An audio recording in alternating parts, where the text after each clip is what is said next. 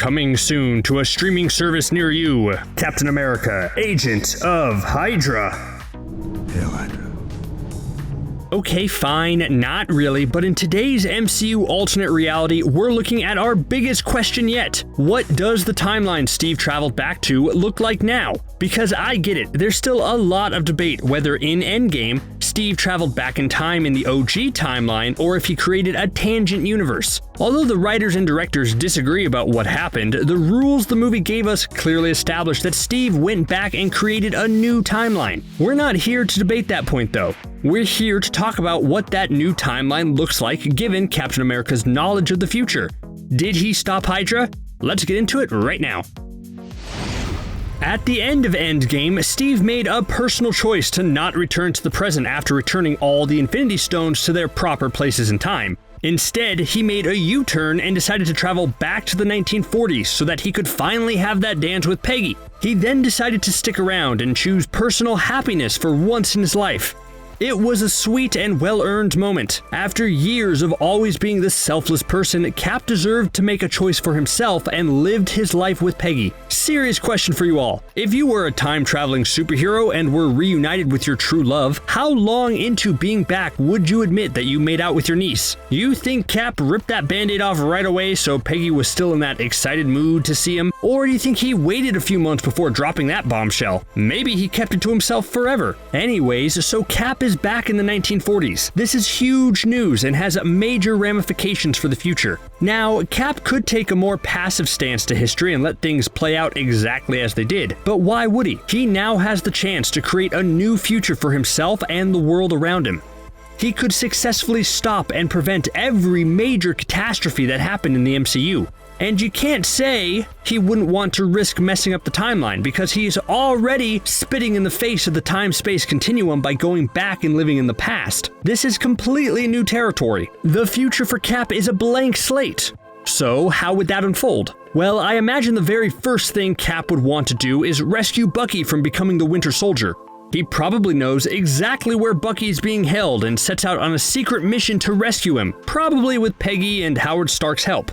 Alongside the Howling Commandos, of course. Bucky will have already been experimented on a little bit, but he won't be full Winter Soldierized at this point in time. Meaning when they take Hydra by surprise and rescue Bucky, they'll only have to do some minimum brain rewiring to get him back to normal. I'm sure it would just take Cap saying a quick, I can do this all day. Or, Because I'm with you to the end of the line. to snap Bucky out of it.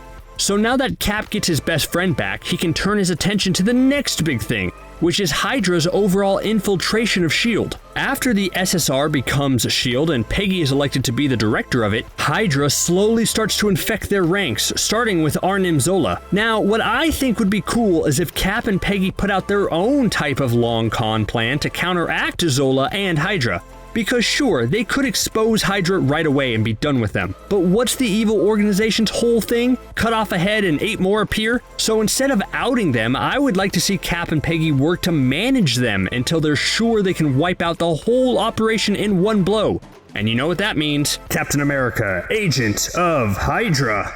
With his knowledge of their inner workings and personnel, I could see Cap and Peggy devising a plan that would make it seem like Captain America is secretly a Hydra agent. It would definitely take a lot of time, but I think the end result will be worth it. As Cap slowly moves up in Hydra's ranks, he gets closer and closer to the top. And once he's there, S.H.I.E.L.D. outright destroys Hydra once and for all. Boom! Now, S.H.I.E.L.D. can operate without those snakes, trying to destroy everything. But as we all know, Hydra isn't the only threat the world has faced in the last 80 years. There's a ton of big events on the horizon that Cap has knowledge of and can actively work to stop. Mainly all those alien threats that seem to pop up more and more frequently in the future. So Cap will work to get the world prepared. And this comes with some interesting side effects. I could make an entire video about all the heroes that will be affected by Cap going back in the past and changing everything, but the one that I really just want to focus on is Iron Man. And as sad as it would be, there's a real big chance that having Cap traveling back and changing things would mean we'd never get an Iron Man in that timeline. There's a few factors for this. For one, I'd like to believe that Cap can inspire people and make them be their best selves. He's pretty good at that. right? We know Howard Stark is a generally good man who had a tough relationship with his son. I would hope having Cap around would inspire Howard to help people even more than he already did, and even have a better relationship with his family. And as an added bonus, since Cap rescues Bucky and has taken out Hydra, the Starks aren't assassinated. And this would mean Tony doesn't start off in 2008 as running a company that makes its money in weaponry, which means he doesn't need to have a change of heart and means he doesn't decide to suit up to be Iron Man. At least I don't think he would. Maybe Tony would still find the drive to make a suit of armor to protect people, just for different reasons. Either way though, it means that Tony Stark would have a very different trajectory in the MCU. But anyways, I think Howard would work hand in hand with Cap to help develop some type of defense against the incoming Mad Titan. I think this would be a fun flip. Cap has always been the man out of time, and a lot of the humor after his first movie is him not understanding new technology. In this new timeline, he's the one with all the technological secrets that can help advance mankind to greater heights, which makes for a nice parallel. I would imagine the overall plan is to destroy as many Infinity Stones as possible, and I think there are many ways to do this, and probably a few more logical ways than what I'm about to pitch, but come on, my way will be the most enjoyable to watch. I think the best way for Cap to prepare against Thanos would be to open up a relationship with Asgard as soon as possible. For one, he needs to get Earth ready for the idea of alien life forms so that everyone can be prepared for an attack. And I think it would be easiest for regular humans to accept Asgardians who look humanoid, compared to like Kree or Skrulls or something like that. I would think Cap, who now lives on an Earth that is much more technologically advanced, would want to create a partnership with Asgard. So using the Tesseract properly, he travels to Asgard and he meets with Odin to discuss the stones, as well as Loki's eventual villainy, cutting off a future where Loki will rebel as soon as possible. Will Odin want to listen to Cap? Probably not right away, but I think he could show enough knowledge about the future and of Thor to get Odin to realize the massive threat that's coming. Because Odin will be more focused, Earth and Asgard can work together to get the stones that are still out there and destroy them. This offers up another chance of Cap going to Vormir to meet up with Red Skull, just for funsies. Then once that's done and all the stones that are available have been dealt with, they can take the fight directly to Thanos in a big brawl that successfully stops the Mad Titan once and for all. Way to go, Cap! You successfully saved the universe. And after that, can Cap finally rest a bit? I could do this all day. The dude just saved 2 timelines. He deserves some rest and relaxation. And at this point, there's really not a whole lot to do. Cap will have successfully stopped almost every major threat in the MCU before it becomes a threat.